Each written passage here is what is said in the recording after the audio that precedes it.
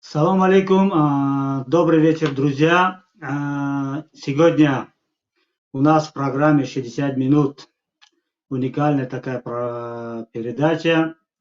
Каждый раз, каждую неделю в субботу мы имеем вот эту программу на своем родном языке, на таджикском, на фарси, но сегодня у нас исключение, будем говорить на русском.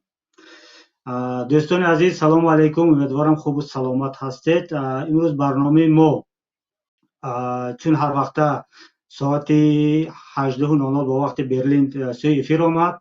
من با شما هستم سلیم سلطانزاده. برنامه امروزی ما فرق از دیگر برنامه به زبان روسی می شود، چون موضوعی که ما گرفتیم امروز موضوع فشار بالای تاجیکستان از جانب کرمل و بروسل، یعنی روسیه و اتحادیه اروپا است.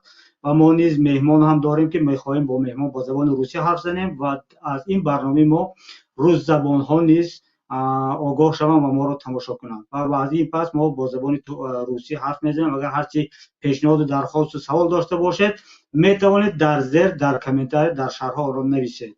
آبونه شدن را فراموش نکنید. فکر و نظرها را البته حتما نویسید و لایک گذاشتن را نیز از لایک گذاشتن دوری نجوید، چون که گذاشتن لایک شما این میشود یک سببی که برنامه ما را دیگران نیز تماشا میکنند.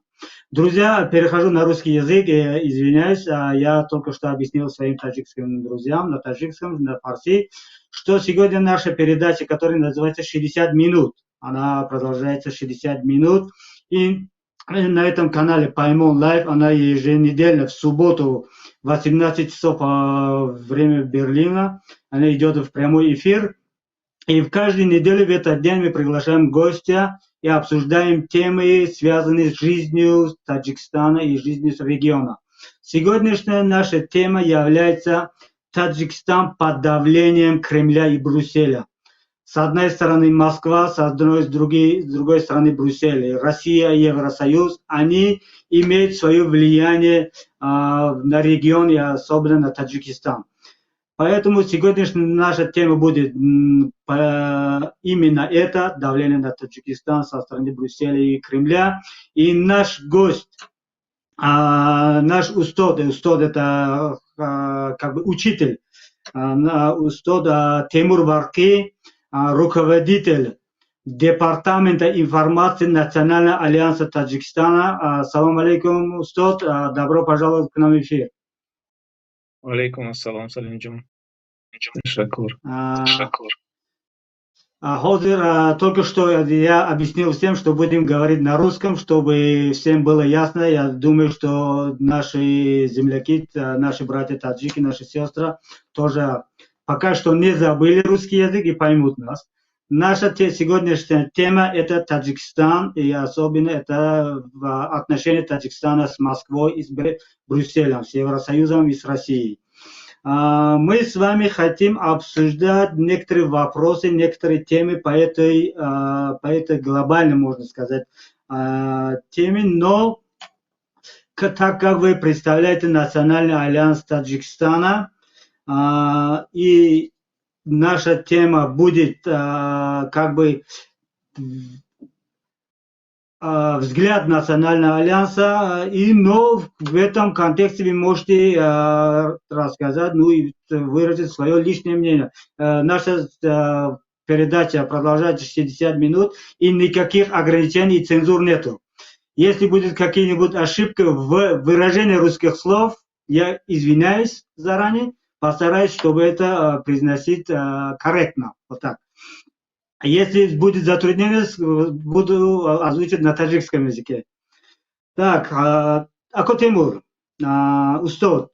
На днях мы видим разные информации в интернете, в СМИ, и в российских, и в таджикских, и в европейских по этой теме, по теме Таджикистана в общем. Но хочу я начать с последнего вопроса, который приготовил для себя. Это сразу перейду к тому, что сегодняшняя тема, которая обсуждается в интернете, есть такая информация, что в Таджикистане, власти в Таджикистане во главе с Эмомали Рахмоном хотят выпустить некоторых политзаключенных, которые были арестованы после событий, после Харокских событий. Не знаю, это реальность, это правда или это всего лишь слухи, я об этом не знаю. Но до этого были встречи руководства представителей Европейского Союза с представителями таджикских властей, в которых об этом обсуждали. По вашему мнению, это может быть правдой? Мы можем обрадоваться, что вот некоторые наши политические заключенные, они выйдут на свободу. Хуш Бушет, Салимджон, Ташакур Барой Солтон. Благодарю, Салимджон, за ваш вопрос. Туруд ва ватанули героями. Я приветствую всех наших земляков, как говорящих на таджикском, на фарси, так и на русском, и на других языках. И ваш вопрос довольно интересный, но вы поставили вопрос, что правительство Таджикистана, Рахмон хочет освободить политических заключенных. Это бы прозвучало большой сенсацией, потому что Рахмон не хочет освободить политических заключенных и никогда не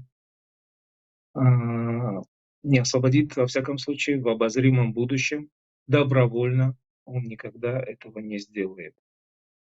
Может быть, дай Бог, и, так сказать, ему 100 лет здоровья, он одумается когда-нибудь, но мы не должны ждать даров от природы, от имама Али Рахмона, потому что это бессмысленно. Диктатор, узурпатор никогда не освободит политических заключенных добровольно. Даже под воздействием Евросоюза, который потребовал на последнем заседании совместном Евросоюз-Таджикистан, потребовал немедленного и без всяких условий, безусловного освобождения активистов, журналистов, активистов гражданского общества, которые были осуждены за последние 2 года, имелось в виду журналисты, известные Далер, Далер Имамали, и вот вся эта плеяда молодых журналистов, и памирских активистов, гражданских активистов, адвокатов и так далее. Речь шла о них. Но да, такая информация муссируется сейчас в интернете, в сетях, но, к сожалению, эта информация не подтверждается. Вместо того, чтобы выполнить это требование, правительство Таджикистана пошло на небольшую хитрость и освобождает якобы досрочно людей, тоже безвинно осужденных из Худжанской колонии и из колонии Душанбе. Цифра примерно около 30 человек, но это не публичные люди. По некоторым сведениям, которые до нас доходят, ряд лиц, наших граждан уже освобождены. Мы приветствуем это, рады за этих людей и за их семьи, что наконец-то безвинно осужденные люди или оболганные освобождены или будут освобождены. И, как я сказал, около 30 человек ожидается, что будут освобождены. Но это, знаете, это такая уловка со стороны правительства Таджикистана, что якобы вот мы пошли вам навстречу вашим требованиям и освободили этих лиц. Но это совершенно рядовые граждане, которые никак не связаны с политикой. Они тоже бесправны, они тоже безвинные. Но это не те люди, которые поднимали серьезные какие-то социальные проблемы, освещали, например, как Далерия Мамали, как другие журналисты освещали нужды, да, чаяния простых людей, там какие-то бедствия и коррупцию, и там, так сказать, чиновников, неисполнение ими их собственных обязанностей. Вот этот вот Шанхай-строй Бега Сабурова, и когда человек занимается не тем, не своими прямыми обязанностями, за которые ему платит государство, то есть народ ему платит зарплату за одну деятельность, за связь, за интернет. И когда связь и интернет он просто погубил, занимается строительством, так сказать, частным строительством занимается как бы девелопер. И строит ужасные, не выдерживающие никакой критики строения, муравейники ужасающие, не отвечающие вообще никаким требованиям современным. То есть вот когда журналисты поднимают такие проблемы, и когда журналисты и правозащитники, и адвокаты защищают права граждан, в Таджикистане они оказываются в тюрьме. А эти люди, которые сегодня освобождены, они не имеют к этому никакого отношения. Они просто рядовые граждане. Но мы рады также за них и за то, что они увидели свободу, и за их близких. Очень хорошо, Тимур. По последним данным, которые у нас было перед Харокским событием, численность политзаключенных указывала более 300 человек. Но после этого произошли Харокские события, и сотни человек плюс еще были заключены. Мы можем сказать, сейчас в бывшем пространстве СНГ самое большое количество политзаключенных это находится в Таджикистане. Если посчитать по числом населения, оно превышает даже Россию и Белоруссию, политзаключенных. Но то, что они выпускают какой-то там 30 человек, но это жизнь, это понимаем, что каждый человек это на счету, это радость, конечно. Но как бы я с вами согласен, это как бы уловка самой правительства режима Рахмонова. А вот скажите, пожалуйста, как вы в целом оцениваете ситуацию с правами человека в Таджикистане? Пожалуйста, Ако. И Сал Садор Балантар Габзанет, Бачон Беген Садор Пастарас.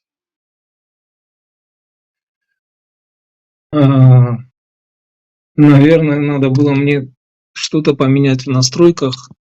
Сейчас я попробую, может быть, получится мне увеличить мой звук. Можете продолжать. Не знаю. Ну, в общем, сейчас лучше? Да. Ситуация с правами человека в Таджикистане нет такой ситуации вообще, потому что нет прав человека. Значит, есть люди в Таджикистане, около 10 миллионов человек, и каждый из этих граждан от своей природы обладает всеми правами, как и любой другой гражданин в любой другой стране. В самой передовой стране, возьмем Великобританию, Норвегию, Швейцарию, я не знаю, любую возьмем передовую страну, где соблюдаются все права человека, и любой гражданин Таджикистана обладает от своего факта, самим фактом своего рождения и самим фактом того, что, так сказать, кто верит в Бога, что его произвел Бог полноправным, на этот свет привел полноправным. Ребенок рождается уже со всеми правами. Его нельзя, этого ребенка, ущемить ни в чем. Он такой же ребенок, как и любой другой. Любого цвета. Он черный, желтый, серо-фиолетовый, там, или любого цвета. Ребенок уже человек, и он обладает всеми правами. Согласно самой природе, самому факту рождения и Всеобщей декларации прав человека. И только граждане Таджикистана и еще в ряде некоторых других стран, таких стран может быть десяток, и Таджикистан среди этих стран, к сожалению, находится. Только в этих странах людьми себя считают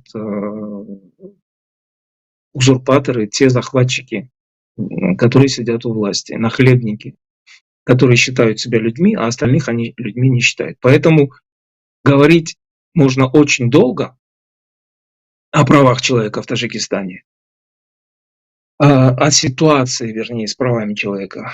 Но такой ситуации нет, потому что нет прав. И по мнению властей в Таджикистане нет людей. Как наши люди говорят, закон существует только для бедных, а бедных 10 миллионов, так сказать, а богатых всего одна семья. Одна семья, ну пусть будет их 1000 человек, но эта 1000 — это песчинка по сравнению с этими 10 миллионами людей, за счет которых они живут, и свои права они соблюдают, но права этих людей никак не соблюдаются. Этих людей за 30 лет не обеспечили ни светом, ни теплом, ни другими благами цивилизации. Кроме того, есть сегрегация.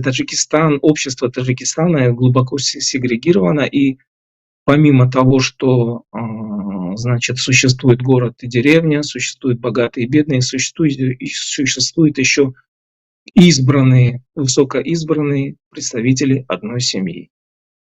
И поэтому, если ты представитель этой семьи, то что бы ты ни сделал, ты убил человека, застрелил человека, ранил человека, даже высокопоставленного человека, даже своего дядю, даже председателя ГКНБ, даже если ты наехал, убил детей на машине и принес смерть невинным людям, пешеходам, простым гражданам, да, как в Древнем Риме избранный аристократия разъезжала на колесницах и давила людей и рабов. Так вот, в Таджикистане это бесправные рабы. И сынок Хукумова, Аманулла Хукумова, не понес никакой ответственности. И сыновья прокуроров, и сыновья Гуловых, они несут никакой ответственности за то, что они калечат, убивают и так далее. Потому что они права человека касаются только их, а остальных права человека не касаются в Таджикистане.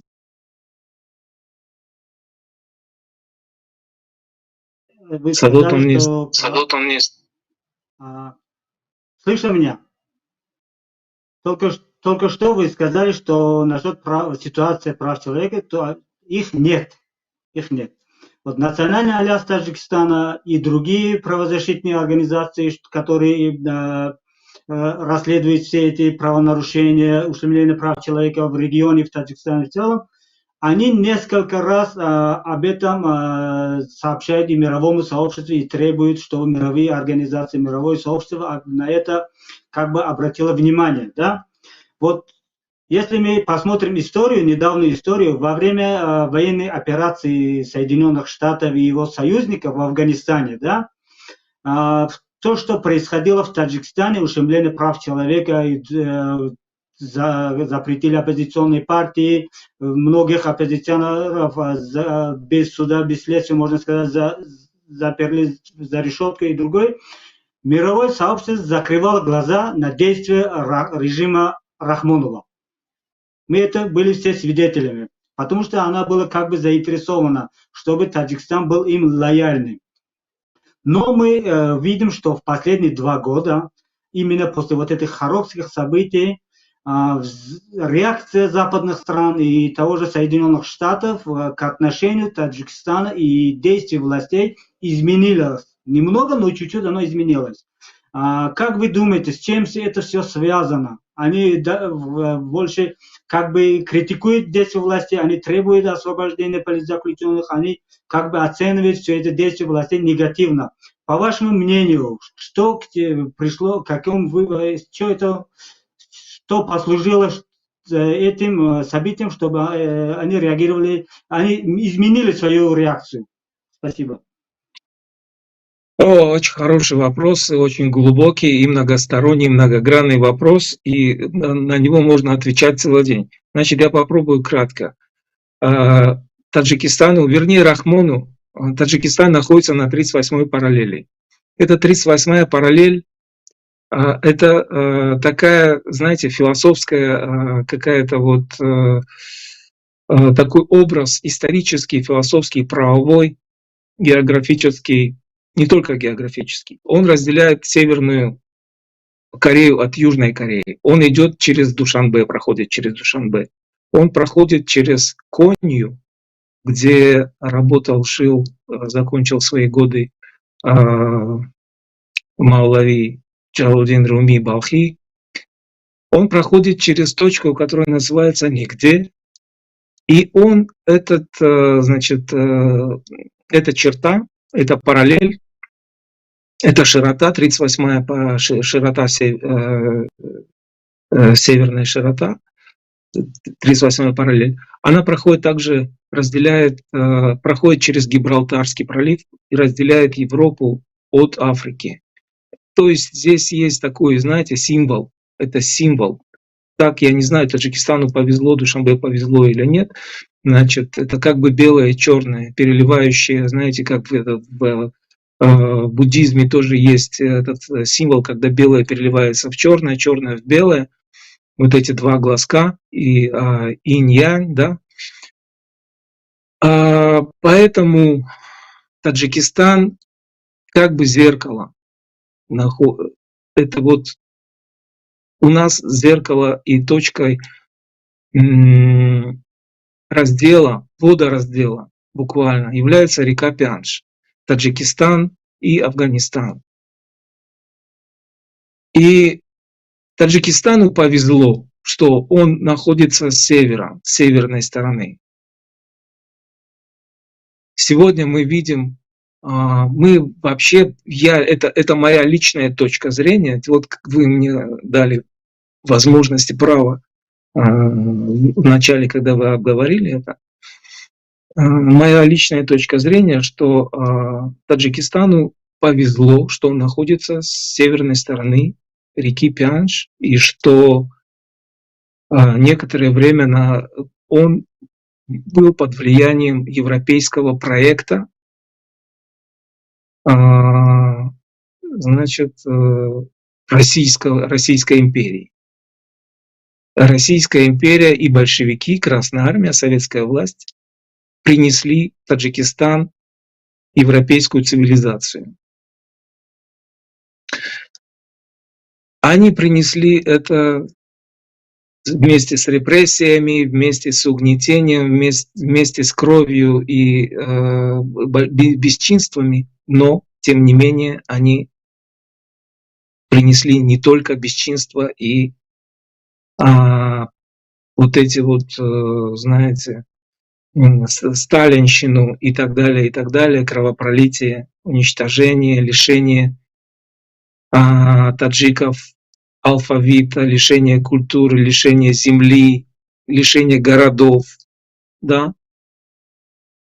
Тем не менее, когда мы сравниваем, надо быть просто реалистами, да, это мы должны признавать. Ну, я, во всяком случае, так считаю.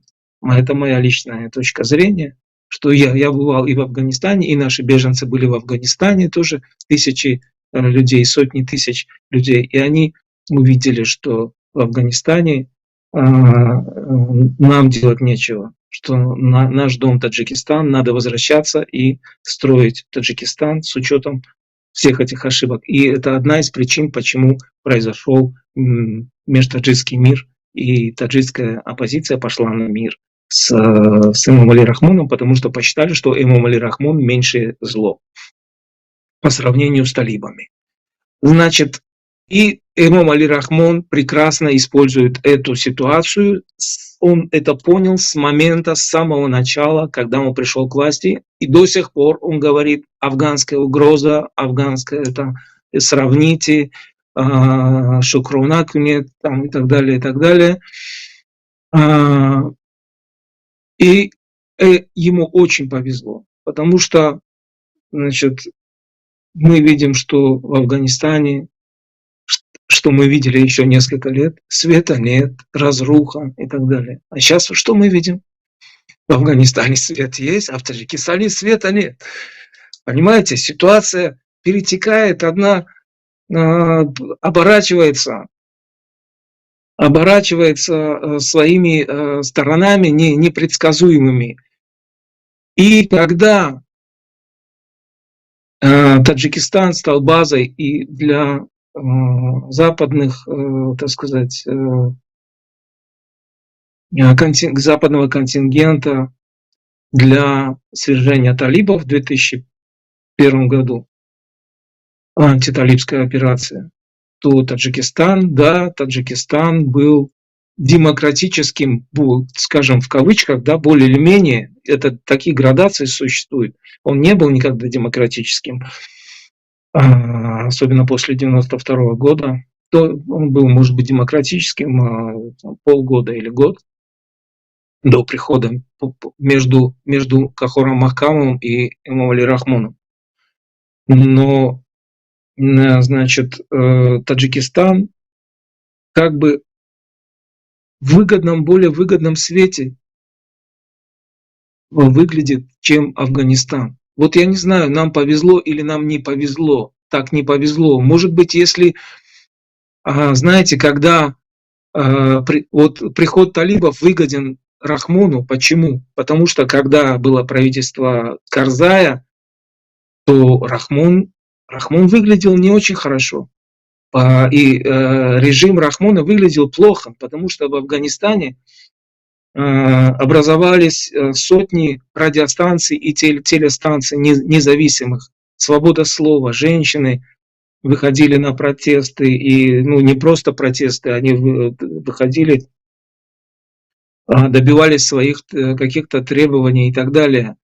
Афганистан был более передовой страной в этом смысле, в смысле прав человека и даже в смысле рыночной экономики.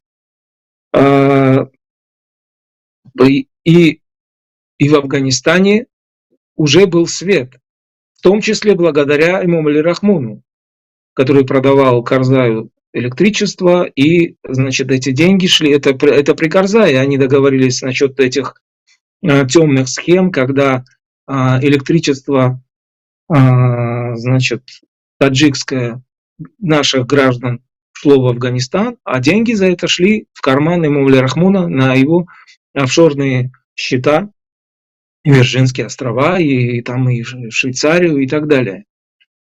Поэтому имам Али Рахмон был рад, когда вот эта все фигня, что это все это разговоры, лишние разговоры, что он вождь, великий вождь всех таджиков, знаете, это все он продает талибам сегодня электричество. Вот буквально я вчера или сегодня читал, что на несколько миллионов долларов опять они заключили контракты, и, в общем, он поставляет туда электричество, а это электричество, а Барки Таджик, оказывается,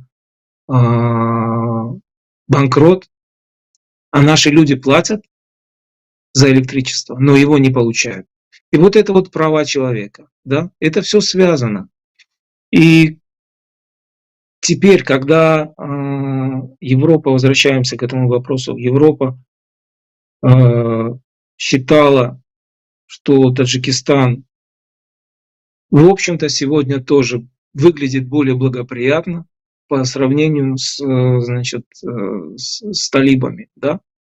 Но, извините меня, любой, я не знаю, любой тюремщик, самый отъявленный людоед там, или кто-то, он по сравнению с талибами, может быть, он выглядит в более выгодном свете? Или может быть, просто казнократ выглядит по сравнению с людоедом в, наверное, благоприятном виде, да, свете? Поэтому все в сравнении познается. Если бы нам, может быть, повезло так, что вместо Афганистана, вместо талибов там были бы приличные люди, и западный проект удался бы там, то тогда у нас была бы другая ситуация.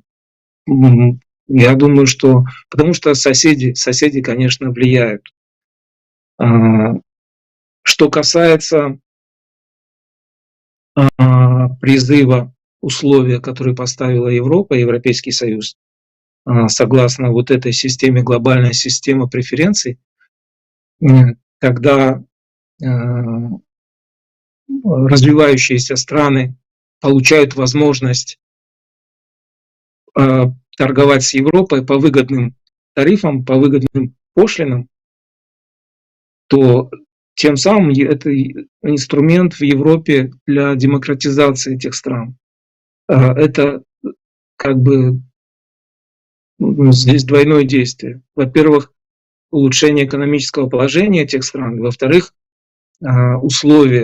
ставится условие, перед Таджикистаном стоит условие 27, исполнения 27 конвенций, которые Таджикистан подписал, но их не выполняет. Букву этой конвенции Таджикистан нарушает, он не выполняет свои обязательства международные по этим конвенциям.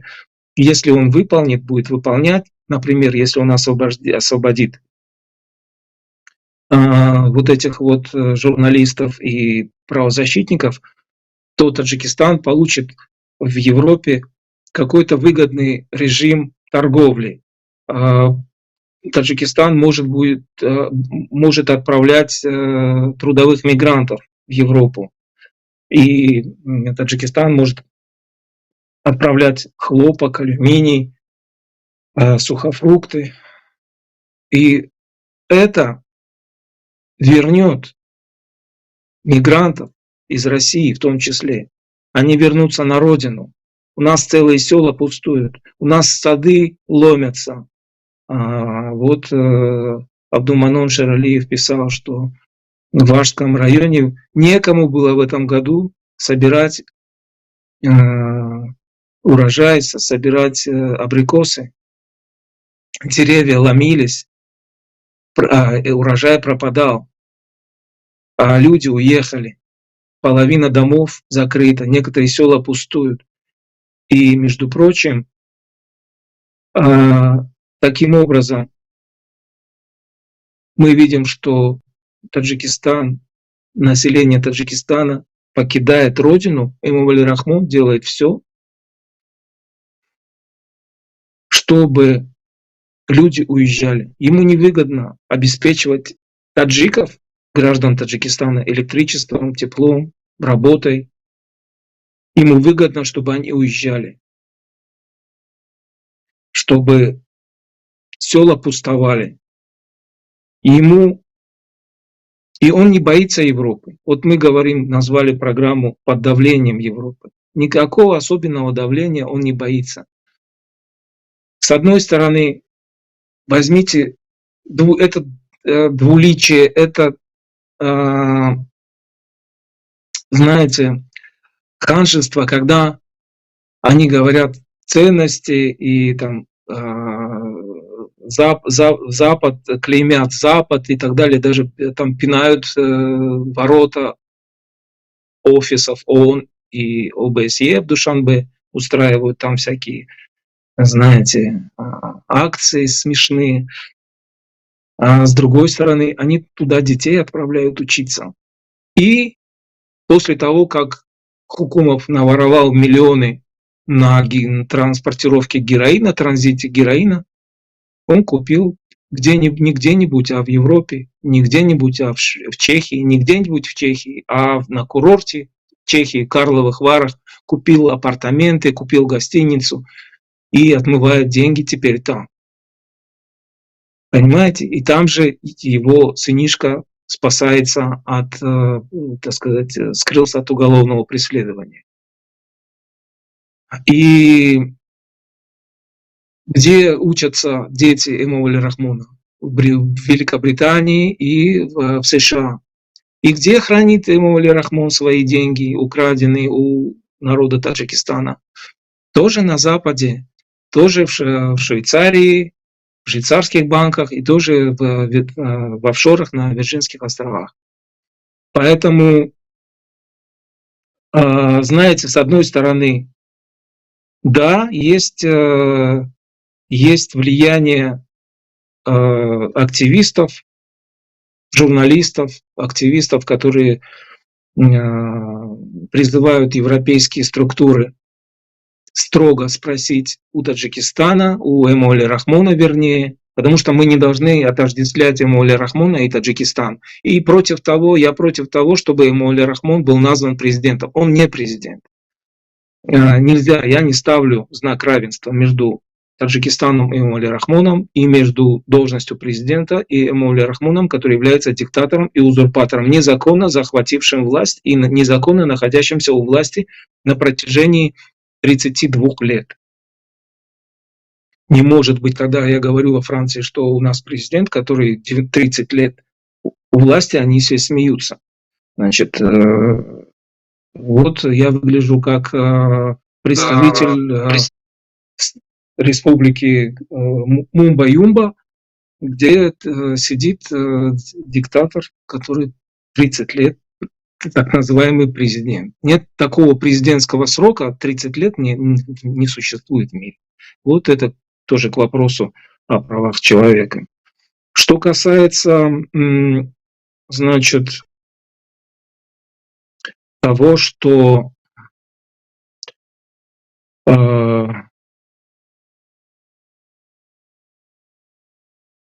Запад поменял свое... Что касается того, что... Да. Вот именно, что касается, что повлияло на то, что Запад поменял свою реакцию. Раньше молчала, сейчас уже начала говорить. Вы только что упомянули, что это, конечно, политические деятели, которые находятся в Европе, другие международные организации, правозащитные организации, под эти давления, оно поменяло свое мнение в Европейском Союзе. С этим я согласен, конечно. Если есть еще какие-нибудь причины, можете назвать. Причина в том, что Эмомали Рахмон занялся цветоводством. Значит, он до этого занимался, значит, маками, увлекался цветами и плодами цветов мака. Ему помогал это Амонулло Хукумов, значит, в этом цветоводстве. А сейчас он занялся другим видом цветоводства, значит, переделка, как говорят злые языки, да? Как говорят злые языки, переделка шахедов в Герани. И, значит, и поставка авиа. Одна из доказанных вещей – это поставка авиамоторов, санкционных, подсанкционных, авиадвигателей, авиамоторов через Объединенные Арабские Эмираты, через Таджикистан в Россию. И фирма Кафулати Комиль, полная гарантия. Значит, вот это такая полная гарантия Эмомали Рахмона перед Владимиром Путиным за согласие Владимира Путина на транзит власти от Рахмона к его сыну Рустаму. И поэтому Эмомали Рахмон не зря был очень доволен, счастлив просто после минского визита своего, когда он увидел Путина, просто как родного отца. До этого он и так его любил сильно, как родного отца, потому что благодаря ему он сидит, так сказать, президентом 30 лет. Но теперь он еще больше его полюбил. Ну, он и бы его больше любил, может быть, даже замороженного в холодильнике. Ну, на его счастье, что отмороженный пока еще не заморожен до конца, и дал, видимо, согласие на транзит. А факт того, что переводы из России выросли в 5 раз,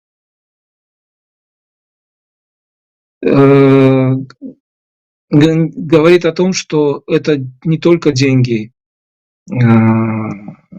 русских релокантов.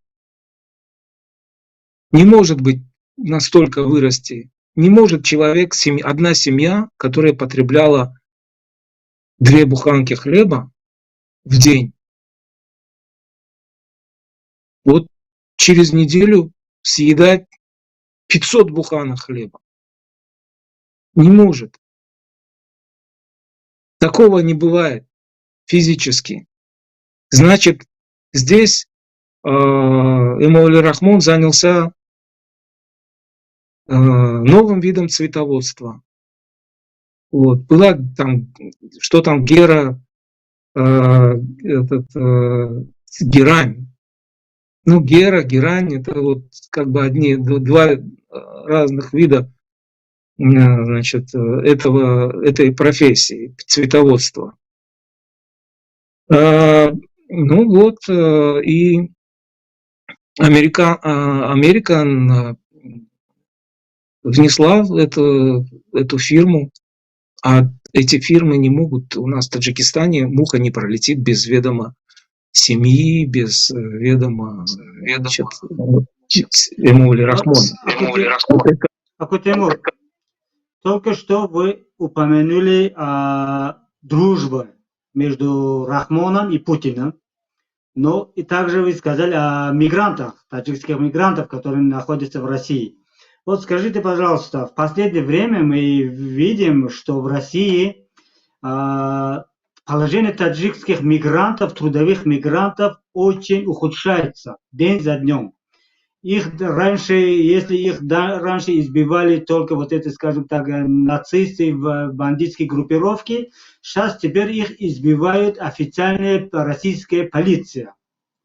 Их взломывают их двери, заходят к ним, пинают, ходят над ними, ну, как бы издеваются над таджикскими трудовыми мигрантами. И не только трудовыми мигрантами, даже над студентами, которые учатся в России.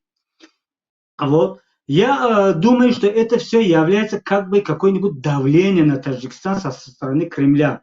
Перед этим я бы хотел упомянуть, извините, что несколько месяцев назад руководитель партии «Справедливая Россия» Миронов говорил, и даже он как бы голосом требовал, чтобы страны Центральной Азии отменили закон о наемничестве, чтобы таджики, которые находятся в России, могли свободно, не боясь, идти воевать против Украины со стороны России.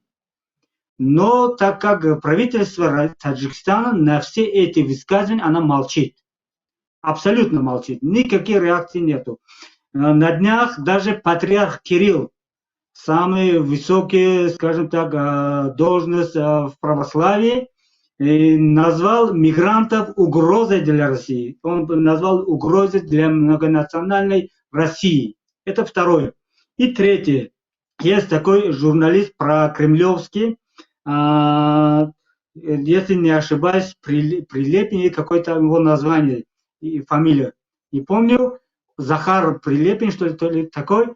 Он даже как бы с угрозой выступил, чтобы Россия после парада в Киеве должна действовать, собрать свои территории бывшего Союза, их как бы захватить. Ну, здесь, само собой, оно говорит о Центральной Азии. И на это заявление Таджикистан молчит. Что вы думаете об этом? Как бы один из руководителей Национального альянса Таджикистана, ваше мнение, ваше видение, от чего они берут источник, откуда все это идет? Пожалуйста.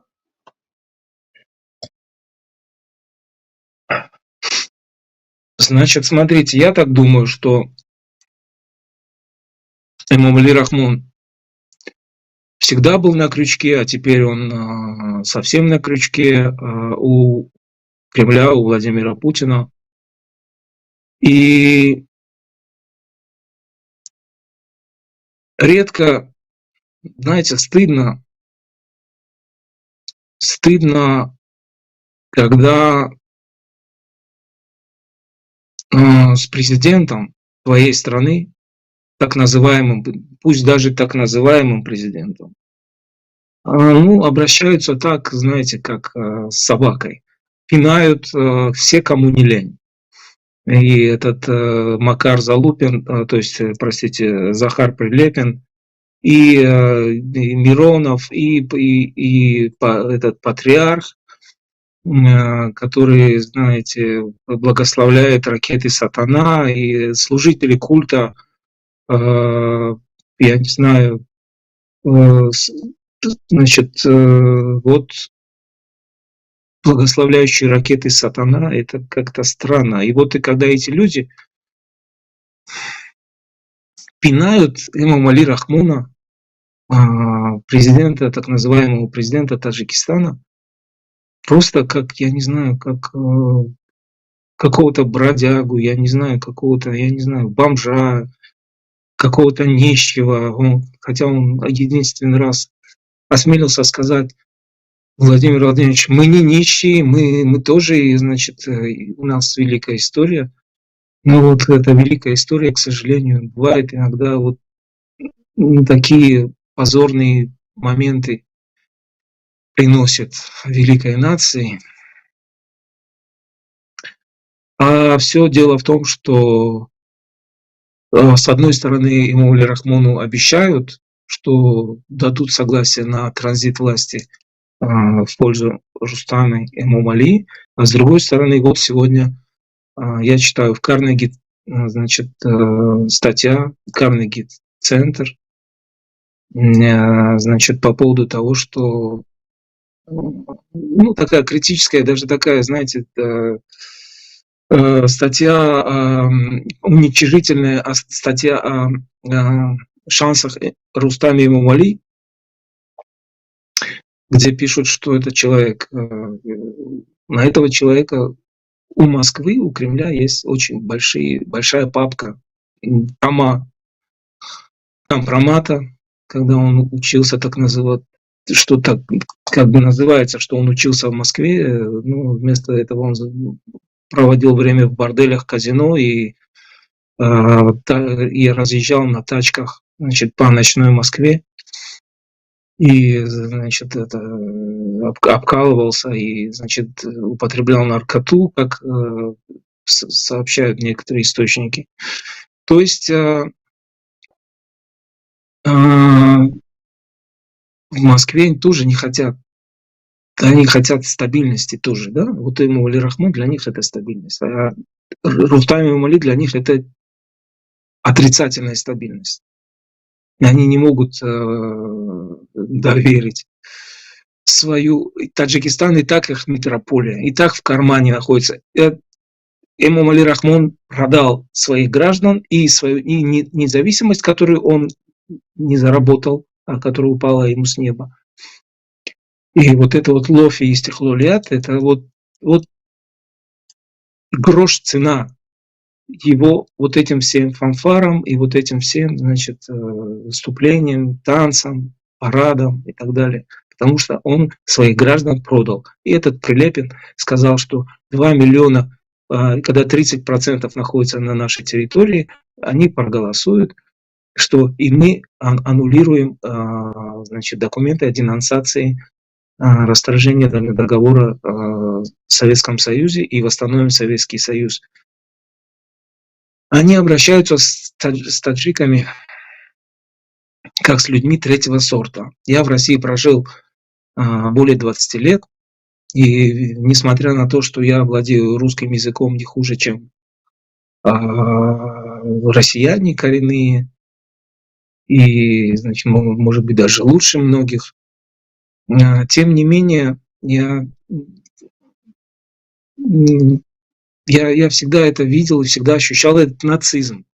Вы сказали скинхеды, Сейчас эти скинхеды служат в российской гвардии, в российской полиции, бывшие скинхеды. И российские скинхеды не просто так нападали на граждан Таджикистана, а всегда по команде сверху. И российские полицейские их крышевали всегда.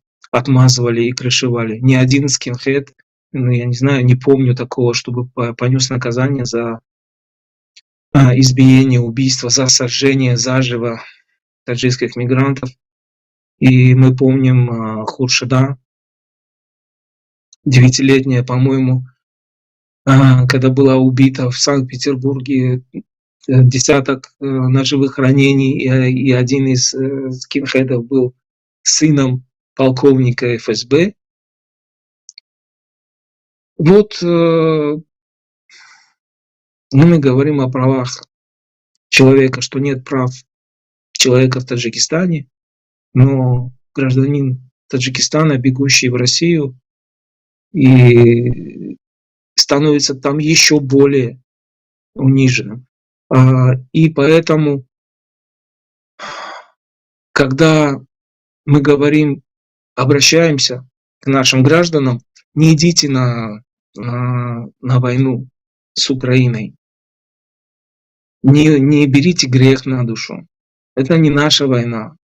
Это чужая война. Это не священная война.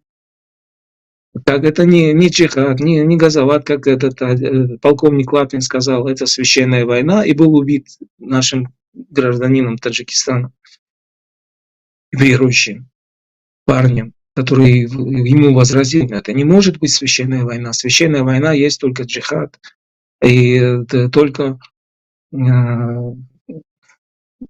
пророк Мухаммад для нас является авторитетом. И он сказал, этот ваш пророк Мухаммад трус, да? И за это получил пулю, да? Ну вот, это логично. Но те, кто идет воевать за чужую страну и убивать невинных людей, которые нам ничего не сделали, гражданам Таджикистана, украинцы ничего плохого не сделали. Просто они сказали, что мы хотим жить независимо. Истихлоля, мы хотим жить независимо от Кремля. Мы хотим строить самостоятельную страну с правами человека. А вы идете, убиваете людей, которые хотели жить свободно. Вас там унижают, уничтожают в России, топчат, издеваются над вами. И вы идете, как рабы своих хозяев, убивать врагов хозяев своих братьев. И Таджикистан, и Мавли Рахмон в этом участвует, покрывая, значит, под, так сказать, санкционные товаропотоки, да, и только фигурально, да, так сказать, на словах запрещая, вот мы запретили. Он это для вида делает, для галочки перед Европой, перед США, что вот мы запретили нашим гражданам наемничество там и так далее. Но вы когда-нибудь, прошу прощения, вы когда-нибудь читали, видели, слышали, чтобы в Таджикистане осудили хоть одного за наемничество? Или почему-то нет сообщений о приходящих гробах? Очень мало просачиваются таких сообщений. Хотя должны вырасти, в разы должны вырасти, значит, эти случаи, когда раньше мы получали по одному гробу 306, каждый день в России погибал наш гражданин.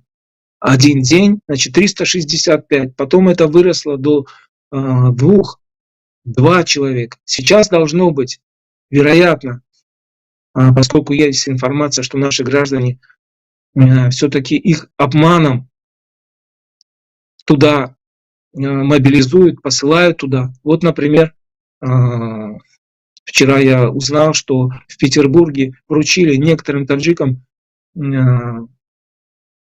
вручили паспорта, поздравили их с гражданством, и тут же их забрали, тут же стояли полицейские и забрали их, значит, отвезли в военкомат. Тут же.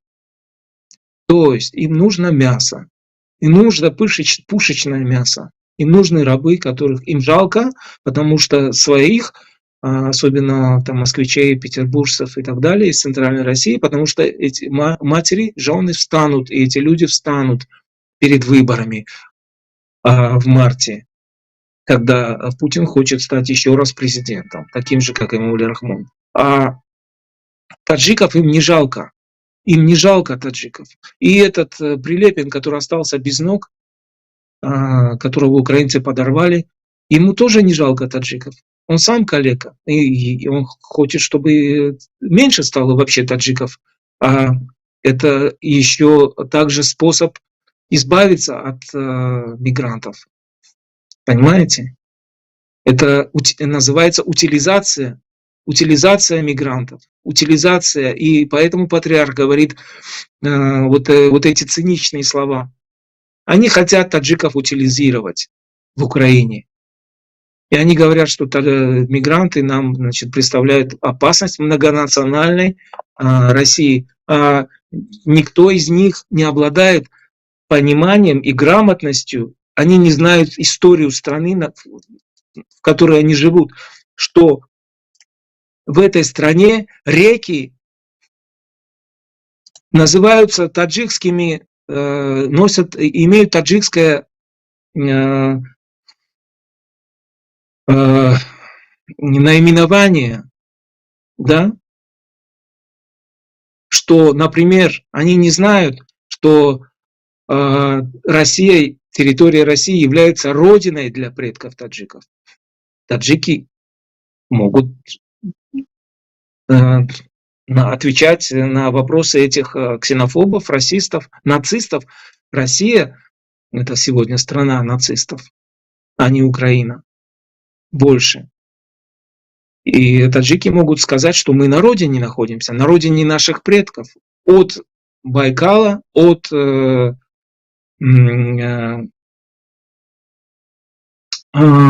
Иртыша, который, по-моему, Шахоб назывался. Шахоб, второе название Иртыша, Шахоб. И, допустим, до Днепра и Дона. А что такое даже Дуная?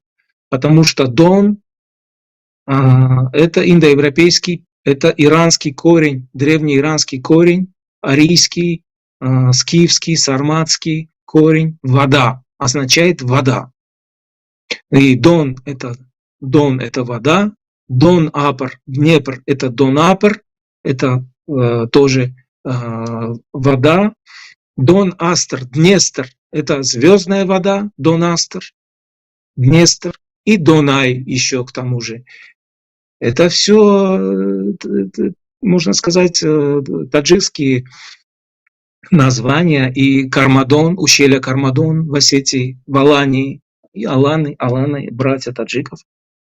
Кармадон тоже свидетельство этого. И очень много названий географических на территории России имеют происхождение иранское и таджикское, скифское. Это те самые туранцы, с которыми воевал Иран всю жизнь. Это вот те самые массагеты, скифы, парфяне, согды, которые и их предки, которые мигрировали от Сибири до Испании. Вот, между прочим. И вот, Салимджон, хочу сказать, поделиться еще такой информацией, что есть во Франции, в центре Франции каталонские поля. Это было сражение в 500 году нашей эры, когда Лаэций, с одной стороны римский полководец, а с другой стороны Аттила, воевали, значит, одни за сохранение Рима, другие за, значит, того, чтобы разбить Рим. Аттила пришел из территории России, значит, это гунны, и вместе с ним были сарматы и аланы, а также сарматы и аланы были и со стороны Лаэция вместе с остготами. И аланы, готы и аланы образовали потом Каталонию. Они базировались в Испании. Каталония сегодня происходит от готов и аланов. Каталония, Каталония. И эти поля каталонские, это на северо-западе от Орлеана, большие каталонские поля, на которых происходило самое большое сражение, 300 тысяч человек участвовало в этой битве. И вот эти поля тоже названы по имени каталонских полей. И на территории даже Франции есть много иранских и таджикских названий, поэтому вся Европа, Евразия вся, это наша родина, прародина. Наши предки даже дошли до Британии, и, в общем, существует версия такая, что король Артур был королем аланов, сарматов. Вот, поэтому, к сожалению, российские политики, они неграмотные, они не знают историю своей страны, и они пришли на территорию России позже, чем наши предки. خیلی خوب سلامت бошед, Акой Тимур. Спасибо вам за сегодняшний очень интересную и, можно сказать, просветительную беседу. Мы взяли много информации. Это было, я думаю, что для наших зрителей тоже это будет очень, эта информация будет очень интересна. Спасибо вам большое, что вы приняли наше приглашение, участвовали в нашей передаче. К сожалению, наше время 60 минут истекло, хотя мы с вами еще имеем возможность поговорить. Мы очень хотим, чтобы вы были у нас в гостях. Мы хотим, чтобы информацию, которую вы владеете, и как бы предоставили нам тоже. ҳазор раҳмат Акой Тимур барои таклифро қабул кардагитон, барои омадагитон. хаста набошед ва умедворам ки бо рӯзҳои наздик дар ин барнома бо во мехӯрем. Саломат бошед Акой. Саломат бошед, худо нигаҳбонтон. худованд нигаҳбонатон. ҳамин буд дӯстон барномаи имрӯзаи мо. дар охир ҳамаи шуморо як бор дигар барои обуна шудан ва гузоштани фикру назарҳои худ дар зери ин навор даъват мекунам. аз фурсат истифода бурда як бор дигар гуфтаниям ба ҳамаи муҳоҷирони тоҷик ки дар Русия қарор доранд. хоҳиши ман аз шумо чунин аст ки хоҳиши бародарони мо, ҳоло дар ҳоли ҳозир ки вазъияти муҳоҷирони тоҷик дар Русия хеле хатарнок аст ва зери таҳдид қарор дорад, ҳарчи зудтар ҳудуди Русияро тарк кунед ва ба ватан, ба Тоҷикистон баргардед. Ин ҳам ба манфиати шумо ва ҳам ба манфиати наздикону ва ба манфиати Тоҷикистон хоҳад буд. ва дар охир ҳамаи шуморо боз як бор дигар хушомадед мегӯям. Миннатдорам ки барномаи моро тамошо мекунед ва моро пайгирӣ мекунед. то ҳафтаи оянда, то шанбеи оянда дар паноҳи Худованд бошед. Салому алайкум.